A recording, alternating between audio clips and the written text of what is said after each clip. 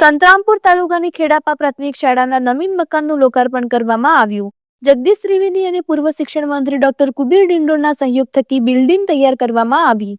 જગદીશ ત્રિવેદીએ 35 લાખ અને કુબેર ડિંડોરે 35 લાખ આપી બાળકો માટે 70 લાખના ખર્ચે નવીન શાળા તૈયાર કરવામાં આવી।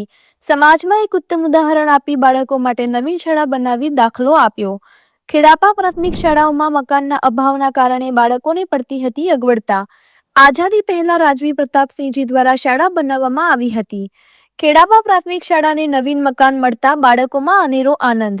કુબેર ડિંડોર ધારે તો પોતાના વતનમાં શાળા બનાવી શકતા હતા, પરંતુ પોતાના મોસાળનું ઋણ ચૂકવા ખેડપામાં દાન આપી શાળા નિર્માણ કરાવ્યું। રિપોર્ટર વિજય જોશી, મહીસાગર।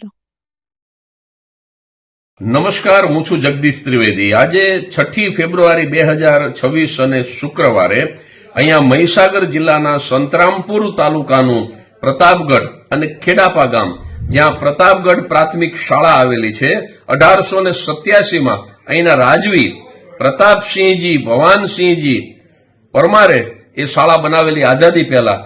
એનું નવનિર્માણ કરવાની તક ઈશ્વરે મને આપી।